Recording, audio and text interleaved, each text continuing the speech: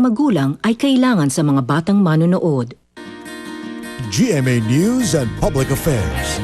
Walang kinikilingan, walang pinoprotektahan, walang kasinungalingan, serbisyong totoo lang. Sa Action Rescue ngayong gabi. Punong-puno na ako, hirap na ako. Nakamatay sa kapwa babae. Maawa ka naman sa akin. Kasi yan, naawa ko sa'yo. Pero ayoko masira ang buhay mo. Hindi naman naman eh.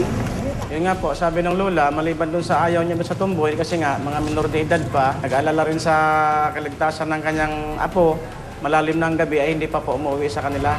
Basta labas, magbabakuna. May tag-isa-isang bumababa na bato nga galing sa taas. Parang akala mo ba na yung nagbo-boom ba sa truck ba nga, binababa yung mga bato ba? Ganun ang tunog niya. Tumigaw ako sa kapitbahay ko na gising na kayo dahil ang mga bato bumababa na.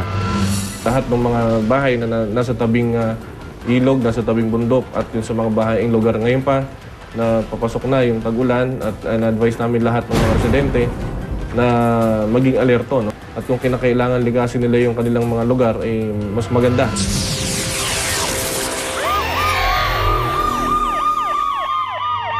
Ang barangay ang pinakamaliit na unit ng pamamahala sa bansa. Dito, walang maliit o malaking kaso. Kung minsan, ang simpleng gulo pa ang may kaakibat na peligro.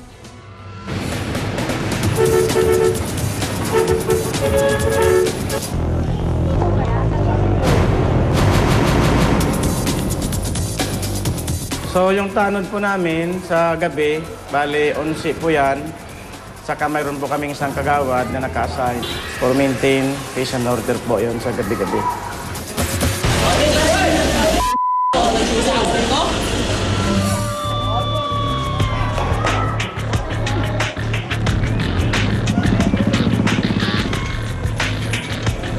Kaya po namin sinasarado yan para maiwasan na po ang pagtatakbo-takbo dyan ng mga hindi gumagawa ng tama. Kaya pag nakabukas, din po sila pumapasok. Ginagawa na po nilang labasan at pasukan yung mga iskinita dyan. Ngayon, kung nakasarado na po, maluwag na po sila doon sa Moriones nagtatakbo at madali na po namin silang makuha.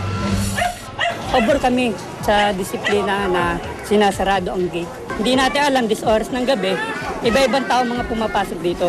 Ngayon kung nasasala, isa lang ang pwedeng pasukan yung mga main street.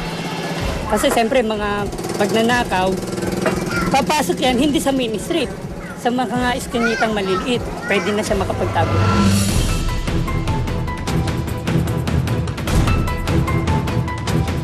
Umiikot po kami, pagpatakbo ng mga sa alas 10, minsan madaling araw na po, mga alas 3. Kasi sa alas 10, nagsisimula po ang curfew para sa mga minor de edad po. Ano yung panisya, mga nagkakarpi, nuhuli, parang dadaling kayo ngayon doon sa Para maigi pa yan, magsiuwi na kayo, alas 10 na eh. Sa mga minor de edad po, pag nakukurpyo po namin, case-to-case basis naman po kasi yan eh. Depende po sa kanilang nagpagkakamali. Pag ang first offense po ay tinuturnover namin sa kanilang barangay kapag hindi namin nakukontak yung magulang.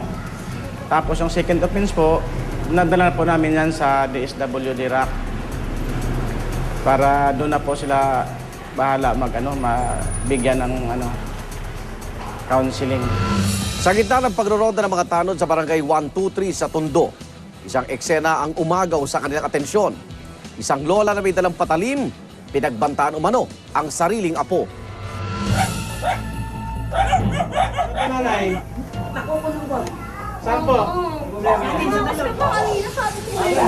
Saan po ito? Nagpaalam ka sa akin, pero hindi ko alam na ganito ang nangyayari. Natsimpuhan po namin yung pangyayari nga regarding dun sa minor de edad na tumboy at saka yung kanyang girlfriend na nagkataon na nakita ng kanyang lola, yung babae.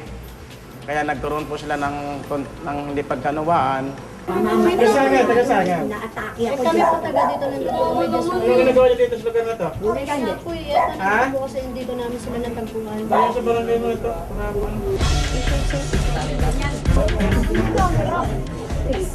Ano yan? Yung bitawan niya, tumatakbo yan. Go! Hindi na baki. Punong-puno na ako, hirap na ako. Pag inatake ko, may magagawa kayo? Ang mo nagpaalam naman ako. Nagpaalam ka, pero hindi ko alam na ganito. Ay, kaya yung bainahan. Babae yan. Nakakamatay sa kapwa babae. Pinag-iwalay na sila eh. Patay mo yung walayan. Kawawa naman sa akin. Kasi ka, naawa ko sa'yo. Pero ayoko masira ang buhay mo. Hindi naman na ako eh. Yun nga po, sabi ng lola, maliban dun sa ayaw niya dun sa tumboy, kasi nga, mga minor de edad pa, nag-aalala rin sa kaligtasan ng kanyang apo, malalim na ang gabi ay hindi pa po umuwi sa kanila. Kaya kung nakiusap siya, kung pwede, huwag na patungtungin dito sa barangay namin yung kanyang apo para hindi na umalis sa lugar nila.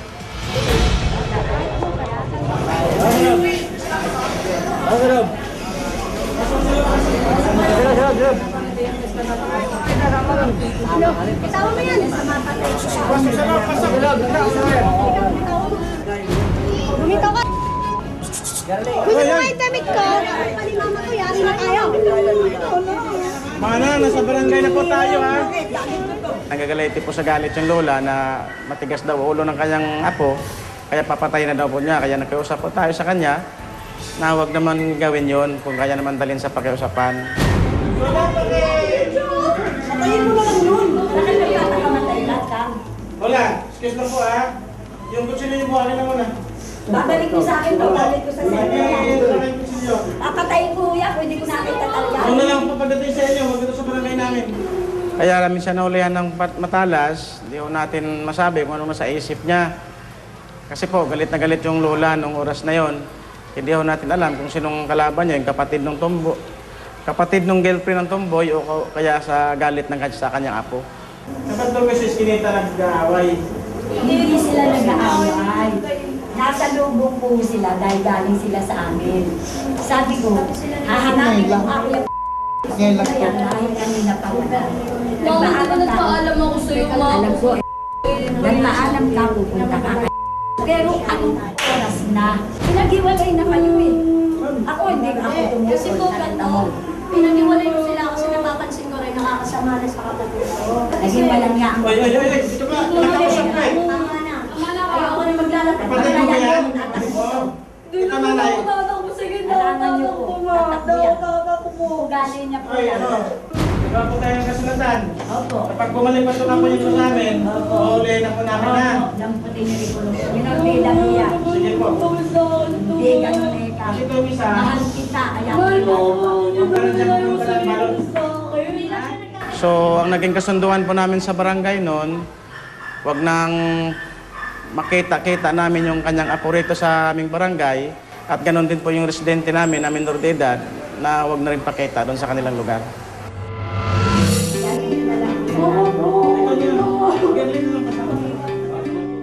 Natapos po namin na ayusin sa barangay, hinatid po namin yung tumboy kasama po ng kanyang lola doon sa kanilang barangay.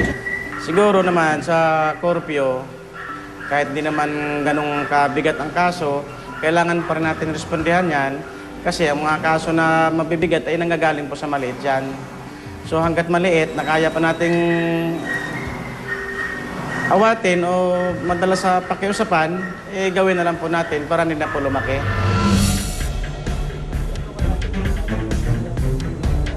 Sa mga magulang na may mga anak na medyo pasaway na po natin kung tawagin, sana gabayan naman nila sa lahat ng oras.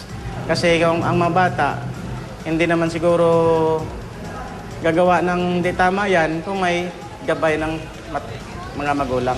Kung po pwede po sana, lahat ng oras, alamin, pagpatak po ng alas 10, kung ang mga anak po natin ay nasa loob na po ng pamamahay. Baka hindi po natin alam, nakakagawa na po ng mga kasalanan sa labas yan na pwede pong ikapahamak nila.